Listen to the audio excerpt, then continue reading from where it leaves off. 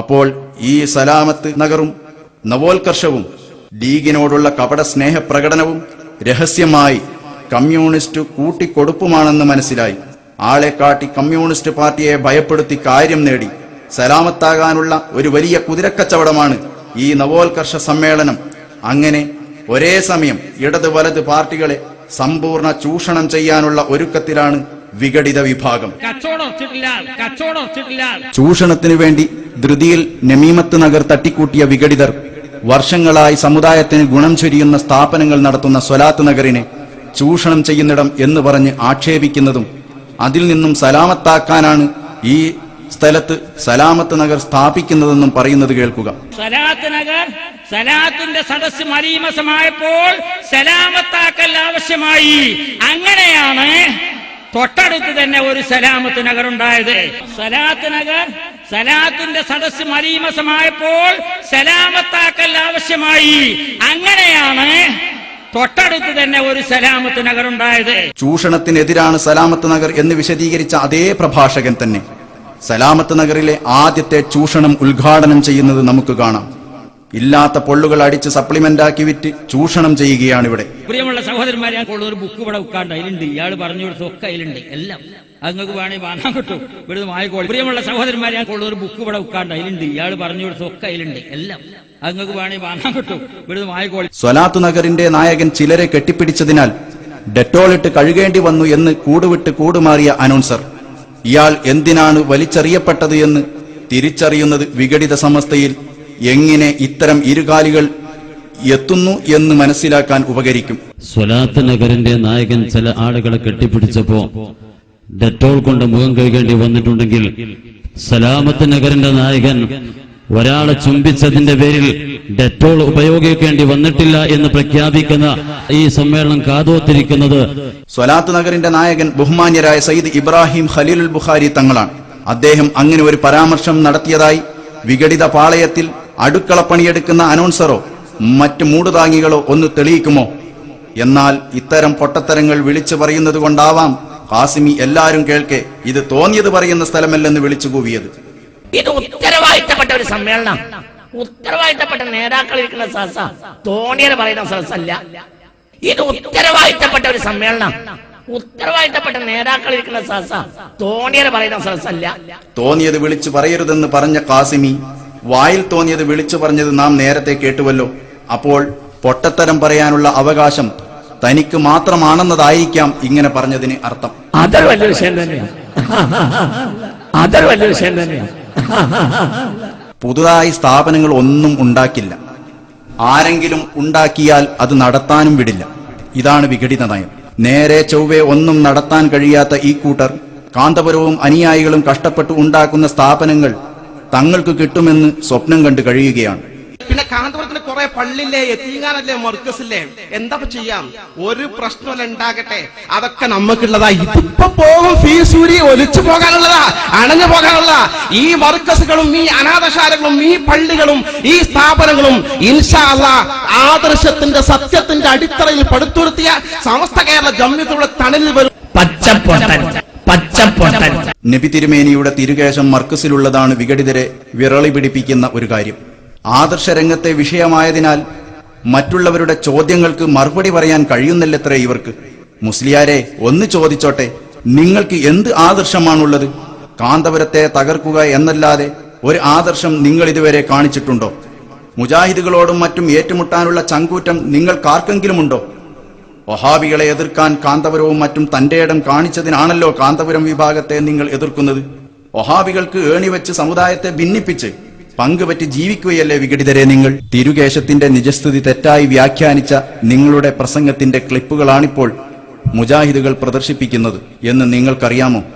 തിരുകേശത്തിന്റെ യഥാർത്ഥമറിയാൻ ഇയാൾ കാന്തപുരവുമായി ടെലിഫോണിൽ ബന്ധപ്പെട്ടത്രേ. കേൾക്കുക. അതിന്റെ കൃത്യമായ ഒരു വിശദീകരണം അനിവാര്യമായ സാഹചര്യത്തിൽ സുന്നത്ത് ജമാഅത്തിന്റെ പ്രതിയോഗികൾ ക്യാമ്പുകൾ ചോദിക്കും, കാരന്തൂർ മർക്കസിൽ പ്രവാചക തിരുമേനിയുടെ മുടിയുണ്ടല്ലോ, നിങ്ങൾക്ക് എന്താണ് അതിനെ കുറിച്ചുള്ള അഭിപ്രായം എന്ന് പറയുമ്പോൾ നമുക്ക് കൃത്യമായി മറുപടി പറയാൻ ആദർശ രംഗത്തെ പ്രശ്നമായതുകൊണ്ട് പ്രയാസം വന്ന സാഹചര്യത്തിൽ അത് തുടർന്നു. ഞാൻ ഓർക്കുകയാണ്, വേങ്ങരൽ ക്യാമ്പിൽ ഇതേ ചോദ്യം ഉയർന്നു വന്നു. കാരന്തൂരിൽ പ്രവാചക തിരുമേനിയുടെ മുടിയുണ്ടെന്നതിനെ കുറിച്ച് നിങ്ങൾ എന്ത് പറയുന്നു?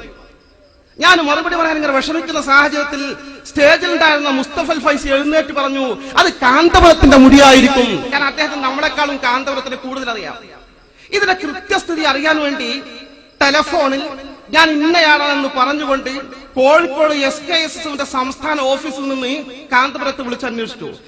കാന്തപുരത്തോട് വിഷയത്തെക്കുറിച്ച് പറഞ്ഞു. പ്രവാചകർ തിരുമേനിയുടെ മുടി ചുരുക്കി പറയട്ടെ, എവിടെ നിന്ന് കിട്ടി? ജസ്റ്റ് അതിന്റെ ഒരു വിശദീകരണം തന്നാൽ കുഴപ്പമില്ലായിരുന്നു. ഒരു വിവാദം ഒരു പ്രദേശത്തിനായി നമുക്ക് ഉറപ്പിച്ച് പറഞ്ഞുകൂടെ? നബിയുടെ മുടി അവിടെ ഉണ്ടെന്ന് ഉറപ്പിച്ച് പറഞ്ഞുകൂടെ? അതിനുവേണ്ടി ചോദിക്കുകയാണ്. അപ്പൊ അദ്ദേഹം പരിചയം പുതുക്കി. മോനിപ്പോ എവിടെയാണ് ജോലി ചെയ്യുന്നത്? എന്തൊക്കെയാണ് മാൻ മുസ്ലിങ്ങളുടെ വിശേഷങ്ങൾ? വളരെ വിശാലമായി വാചാലമായി സംസാരിച്ച കാന്തപുരം നബി തങ്ങളുടെ മുടിയുടെ ഫലായിലുകളും പുണ്യങ്ങളും ഇങ്ങനെ പറയാൻ തുടങ്ങി. അപ്പൊ അദ്ദേഹം പരിചയം പുതുക്കി. മോനിപ്പോ എവിടെയാണ് ജോലി ചെയ്യുന്നത്? എന്തൊക്കെയാണ് മാൻ മുസ്ലിങ്ങളുടെ വിശേഷങ്ങൾ? വളരെ വിശാലമായി വാചാലമായി സംസാരിച്ച കാന്തപുരം നബി തങ്ങളുടെ മുടിയുടെ ഫലായിലുകളും പുണ്യങ്ങളും ഇങ്ങനെ പറയാൻ തുടങ്ങി. കാന്തപുരം ഉസ്താദുമായി സംസാരിക്കുമ്പോൾ ഉസ്താദ് മാനു മുസ്ലിയാരുടെ വിശേഷങ്ങൾ ചോദിച്ചിരുന്നു എന്ന് പറയുന്നത് ശ്രദ്ധിക്കുക. അപ്പോൾ ഇയാളുടെ ഇൻവെസ്റ്റിഗേഷൻ കഴിഞ്ഞിട്ട് മാസങ്ങൾ ഒരുപാടായി എന്നർത്ഥം. അതായത് തിരഞ്ഞെടുപ്പിന്റെ എത്രയോ കാലം മുമ്പ് അമ്പലക്കടവ് ഒറ്റ ഫോൺ കോളിൽ നിന്ന് തന്നെ തിരുകേശത്തിന്റെ നിജസ്ഥിതി കണ്ടെത്തിയിരിക്കുന്നു. ഭയങ്കരൻ. CBI കണ്ടാൽ ഇയാളെ പൊതിഞ്ഞു കൊണ്ടുപോകും. ഉത്തരവാദിത്തമുള്ള ഒരു സമസ്തയുടെ വാക്താവ് എന്ന് മേനി നടിക്കുന്ന ഫൈസി എന്തുകൊണ്ട് ഈ നിജസ്ഥിതി എന്ന് നിങ്ങൾ പറയുന്നത് ഇത്രയും കാലമായി പൊതുജനങ്ങളോട് പറയാതെ മറച്ചുവെച്ചു? ഇത്തരം മഹാഭയങ്കര കണ്ടുപിടുത്തക്കാരെ നമ്മൾ CBI എന്ന് പറഞ്ഞാലും കാസിമി എന്താണ് പറയുക എന്ന് അറിയാമോ? പച്ചപ്പൊട്ടൻ, പച്ചപ്പൊട്ടൻ.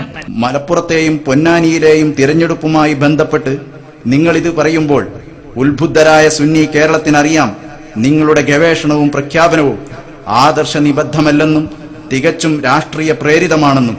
രാഷ്ട്രീയക്കാർക്കില്ലാത്ത രാഷ്ട്രീയ ശത്രുത നിങ്ങൾക്കെന്തിന് മൗലാനമാരെ? സ്നേഹവും കരുണയും ഉണ്ടാക്കാനാണല്ലോ നാം ശ്രമിക്കേണ്ടത്. രോഗികളെ സ്വാന്തനിപ്പിക്കുവാനും അവർക്ക് വേണ്ട സഹായ സഹകരണം ചെയ്യാനുമാണ് നാം തയ്യാറാകേണ്ടത്. ശൈഖുന ഖമറുൽ ഉലമ കാന്തപുരവും അനുയായികളും അതാണ് ചെയ്യുന്നത്. കുഷ്ഠരോഗികളെയും മാനസിക രോഗികളെയും സംരക്ഷിക്കാനും സഹായിക്കാനും കാന്തപുരവും അനുയായികളും തയ്യാറാകുമ്പോൾ വിഘടിത വിഭാഗം രോഗികളെ സഹായിക്കുന്നില്ല എന്ന് മാത്രമല്ല, ആദിവാസികളുടെ അരിവാൾ രോഗത്തെ പരിഹസിക്കുകയും ചെയ്യുന്നു. കാന്തപുരത്തെ അവഹേളിക്കാനാണ് വിഘടിത മുസ്ലിയാർ അരിവാൾ പ്രയോഗം നടത്തുന്നതെങ്കിലും പൊതുജനങ്ങളിൽ ആദിവാസികളുടെ അരിവാൾ രോഗവും ഒരു തമാശയായി അവശേഷിക്കും. ഇതൊരു പണ്ഡിത വേഷധാരിക്ക് യോജിച്ചതേയല്ല. കേൾക്കുക. ഒരു മെഡിക്കൽ ക്യാമ്പാണ് ഇവിടെ നടത്തുന്നത്. നമുക്കറിയാം, 2 ദിവസം മുമ്പ് പത്രത്തിലൊക്കെ നിങ്ങൾ കണ്ടു, ആദിവാസികളെ ബാധിച്ച ഒരു അരിവാൾ രോഗം. അരിവാൾ രോഗം ആദിവാസികളെ ബാധിച്ചു. ചില ആദിവാസികൾ മരണപ്പെട്ടു, മറ്റു ചിലർ അത്യാസന്ന നിലയിലാണ്. എന്നാൽ ഇപ്പൊ ഇവിടെ ഓദിവാസികളെ ബാധിച്ച ഒരു അരിവാൾ രോഗമുണ്ട്. ആ രോഗത്തിനുള്ള ഒരു മെഡിക്കൽ ക്യാമ്പാണ് ഇപ്പോൾ ഇവിടെ നടത്തുന്നത്. രോഗികളെ സഹായിക്കുന്നില്ലെങ്കിലും അവരെ അവഹേളിക്കാതെ വെറുതെ വിട്ടുകൂടെ നിങ്ങൾക്ക് നവോത്കർഷം വന്നിട്ട് നാട്ടിലുള്ള ആലിമീങ്ങളെയും പ്രവർത്തകരെയും മാത്രമല്ല കാട്ടിലുള്ള ആദിവാസികളെയും ചാടിക്കടിക്കും എന്ന് പറഞ്ഞാൽ എന്താണ് കഥ?